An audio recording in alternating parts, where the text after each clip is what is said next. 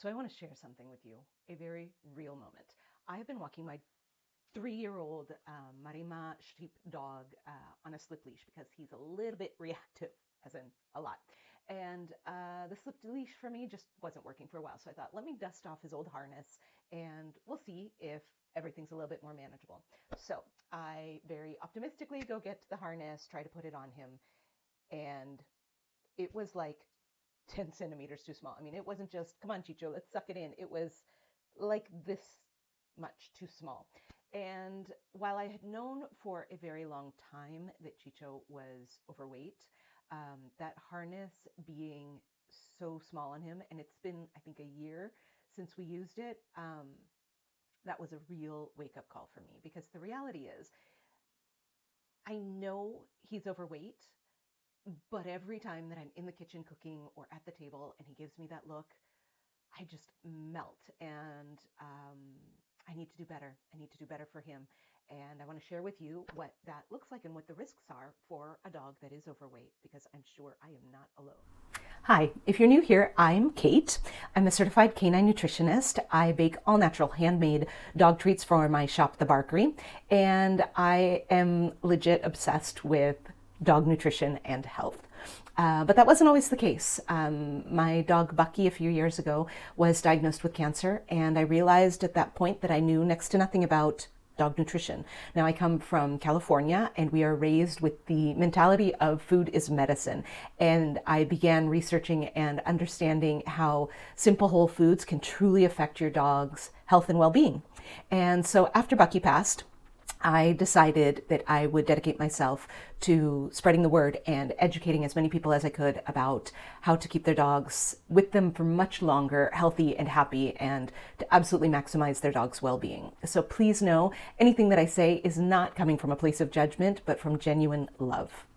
So let's get started. Okay, so let's get straight into the details here.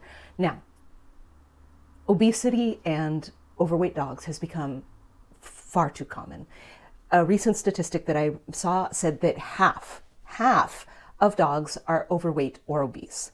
Now, the absolute baseline factor that we all have to recognize is that overweight dogs tend to live 2 years less than their fit counterparts. That's 2 years less with your dog. In addition to the fact that that extra weight is an incredible stress on their joints, and canine arthritis is not only extremely expensive to deal with, it is really, really limiting for their well-being and their life. In addition to canine arthritis and joint problems, overweight dogs tend to see a higher cancer risk, diabetes, and they even have a lot of trouble with breathing, which for our favorite little adorable pups, the Frenchies and your pugs, we really need to make sure that they especially are fit and trim. Not easy. So one of the other things that we commonly neglect to recognize is that fat is not a passive tissue. It's an active tissue. And so it is constantly releasing inflammation into your dog's body, which is going to cause them a lot of discomfort and put them at risk for even more disease and illness. Okay, so now that we've got the risks and really just how important it is to get those risks under control, how do you know if your dog is overweight? Well, if you have a small dog, you can just kind of look online, see the guidelines for their breed and what the proper weight should be. That would be easy if all of us could just do that. But my Chicho is a Maremma sheepdog mixed with Labrador, we think. He's a big boy. If you know anything about Maremma sheepdogs, they are not the most cooperative animals. They've kind of got a mind of their own, and if they're not in full agreement with what you have planned, it ain't happening. So as my vet suggested, to just jump on a scale with him, that's beyond not an option. I might try and film it for you guys just to see what a comedy it would be. There are some guidelines that I can give you for just keeping an eye on their weight and really understanding from a visual point of view without having to actually pick up your dog and put them on a scale. So the first thing is, when you're looking at your dog from behind, there needs to be a curvature between sort of their shoulder. So they have their shoulders, their rib cage, and you need to see a little bit of a curvature between their rib cage and their hips. First thing, Chicho doesn't have that. I can tell you, the big old block. The second thing is by looking from the side. If you look at your side, at the side of the dog, they've got their stomach, their rib cage, and then it kind of comes up before you get to their hips, to their back legs. So you need to be able to see that curvature between the hips and the legs. And it should be significant, okay? If you've just got a little bit of a curvature, I've been telling myself Chicho's okay because he has that. It needs to be more significant, all right? And then the last thing is when you touch your dog, when you hit those ribs, you need to be able to feel the ribs. And I'm not saying, like, I have been lying to myself for about a year because as Chicho has gained weight, I will like squash him, be like, I can feel the ribs, it's fine. No, you need to be able to like slightly feel those ribs, even just petting him normally. A little bit of light pressure, but not searching for the ribs as I do. Okay, so now we get to the nitty gritty. What do we do? The first thing is we're not going to make your dog suffer. We are not going to put them on some kind of crazy diet. We're not going to change their food. We're not going to do any of that. The very first thing that we're going to do is we are going to double check the portion sizes of the dog food that we're giving them. I give Chicho kibble.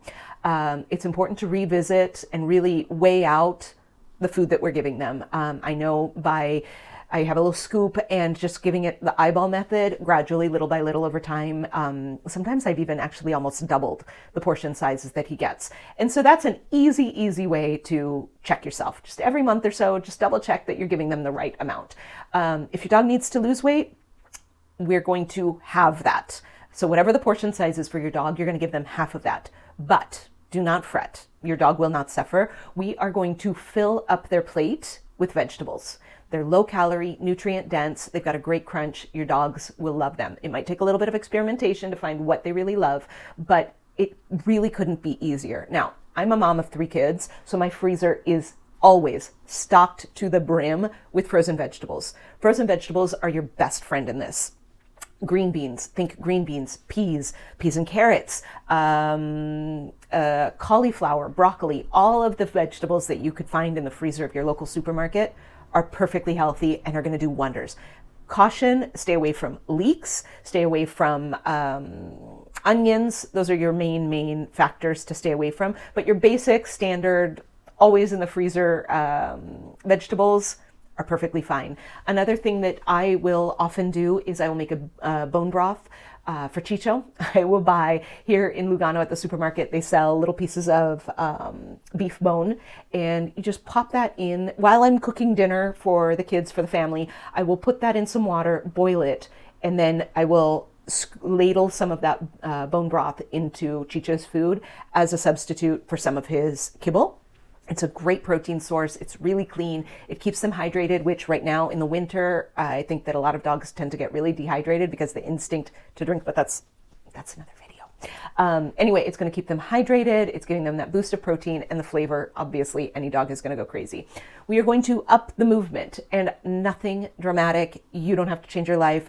We're not talking suddenly go and do a 5K run, but we do need to up the movement a little bit. Just a couple minutes more on each of their walks, playing a couple more games, getting the kids involved, just doing anything possible to keep them active. You could even do this easily by one of the things that I like to do with Chicho, he loves chickpeas. So I will get some chickpeas, which are really nutrient dense and high fiber. And instead of giving him his food giving him those chickpeas in his food, I will scatter them around the house, and he will have to burn energy sniffing them out and finding them, and then I'll just give him half of his regular kibble.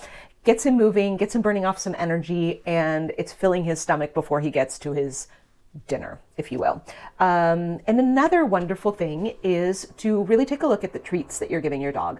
Those tend to be empty calories, a lot of fat, and full of a lot of preservatives and additives. Here at the Barkery, one of the things that I've developed are called toppers.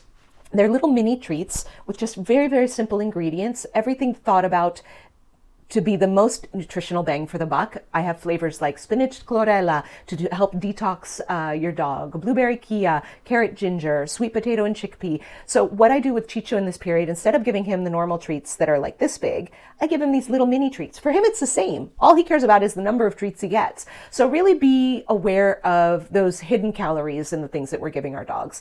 And above all, install a no scraps policy in your house. This is probably the hardest thing. I have caught my husband over the course of this new battle that I am waging against Chicho's junkiness. My husband keeps giving him the little crusts from the cheese and the little pieces of prosciutto and whatever else my husband is eating.